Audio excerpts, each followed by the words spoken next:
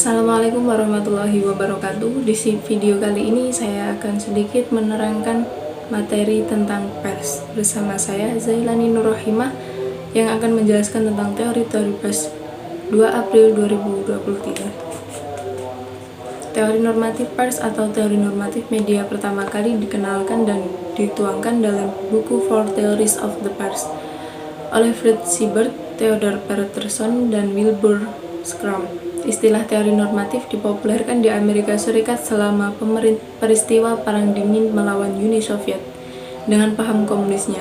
Karena itu, teori normatif media sering disebut sebagai teori media masa barat. Teori normatif pers atau teori normatif media menggambarkan sebuah gagasan ideal bagi sistem media untuk dikontrol dan dioperasikan oleh pemerintah, otoritas, pemimpin, dan publik. Dengan kata lain, teori normatif merujuk pada prinsip-prinsip sosial, politik, dan filosofis yang mengatur gagasan tentang hubungan antara media dan masyarakat.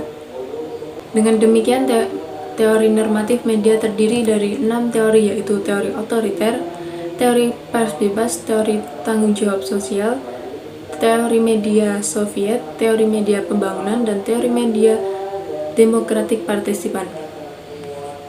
Yang pertama, teori otoriter. Teori otoriter banyak diterapkan pada masyarakat pra-demokrasi pada abad 16 dan 17, serta sistem sosial autokratis dan demokratis. Teori ini memandang ketergantungan media yang dimiliki oleh pemerintah atau swasta kepada pemerintah. Dalam artian, pemerintah atau penguasa melakukan kontrol terhadap media dengan tujuan untuk melindungi serta mencegah orang-orang dari ancaman nasional melalui berbagai bentuk komunikasi berupa informasi dan berita. Jika diketahui ada media yang melakukan perlawanan terhadap kebijakan pemerintah, maka pihak pemerintah atau penguasa berhak untuk membatalkan izin tersebut dan membekukannya. Pemerintah berhak untuk menolak berbagai isu sensitif yang coba diangkat oleh pers untuk menjaga stabilitas nasional. Sensor yang dilakukan pemerintah atau penguasa dapat membantu melindungi pembuatan kebijakan dan otoritas dari berbagai isu sensitif. Terdapat beberapa jenis sensor, yaitu sensor politis, sensor moral, sensor agama, sensor militer, dan sensor perusahaan. Yang kedua, teori pers bebas. Teori pers bebas yang berkembang di Amerika dan negara-negara barat lainnya ini menekankan pada kebebasan media terutama dari pemerintah, walaupun masih terikat pada berbagai aturan, batasan, dan tindakan yang dilakukan oleh pemerintah. Teori pers bebas merupakan respon terhadap teori otoriter. Teori pers bebas memandang bahwa orang-orang adalah pemikir rasional, dan pemikir rasional menuntun mereka menemukan apa yang baik dan apa yang buruk. Pers hendaknya tidak membatasi apapun, termasuk yang bersikap negatif, yang dapat memberikan pengetahuan dan dapat membuat keputusan yang lebih baik dalam situasi terburuk. Yang ketiga, teori tanggung jawab sosial. Selain teori pers bebas, teori tanggung jawab juga berkembang di Amerika. Teori ini menekankan pada tanggung jawab moral dan tanggung jawab sosial orang-orang atas lembaga-lembaga yang menjalankan media massa. Tanggung jawab ini diantaranya adalah kewajiban untuk memberikan informasi dan diskusi kepada publik tentang masalah-masalah sosial yang penting dan menghindari aktivitas-aktivitas yang merugikan masyarakat.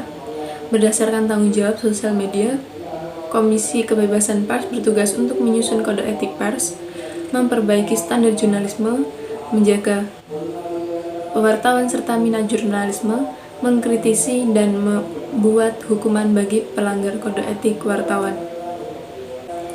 Yang keempat, teori media Soviet atau teori media Soviet komunis. Teori ini berpendapat bahwa negara memiliki kekuasaan absolut untuk mengontrol media apapun untuk keuntungan atau manfaat bagi masyarakat. Negara mengambil alih kepemikiran pers swasta dan media lainnya. Media pemerintah menyediakan pemikiran positif untuk menciptakan masyarakat yang disosialisasikan dengan kuat serta menyediakan informasi, pendidikan, hiburan, motivasi, dan mobilisasi. Teori media Soviet menggambarkan keseluruhan tujuan massa, yaitu untuk mengedukasi massa kelas pekerja yang lebih besar. Yang kelima, teori media pembangunan. teori media pembangunan disebut dengan otoritarisme dalam artian baik yang mendukung pembangunan ekonomi dan pembangunan bangsa atau national building. Salah satu badan dunia PBB yaitu UNESCO memandang teori media pembangunan dalam konteks dominasi Barat dalam pencairan berita internasional serta berita kabel. Dan dalam rangka terminologi budaya majemuk, hak untuk berkomunikasi dan untuk mempertahankan perbedaan budaya, subbudaya. Yang keenam, teori media demokratik partisipan. Teori media demokratik partisipan muncul dalam masyarakat liberal sebagai respon terhadap teori pers bebas dan teori tanggung jawab sosial. Teori ini memberikan hak untuk berkomunikasi kepada seluruh warga negara, apakah itu sebagai individu atau kelompok, dan mengharuskan media kebutuhan, kepentingan, dan aspirasi penerima dalam masyarakat politik. Hal ini terkait dengan hak atas informasi yang relevan, hak untuk menjawab kembali, hak untuk menggunakan sarana komunikasi, untuk berinteraksi dalam kelompok masyarakat berskala kecil, serta kelompok kepentingan subbudaya. Sekian materi yang dapat saya sampaikan pada video kali ini. Saya Zailani Nur Rohimah mengucapkan terima kasih dan sampai jumpa di video selanjutnya. Wassalamualaikum warahmatullahi wabarakatuh.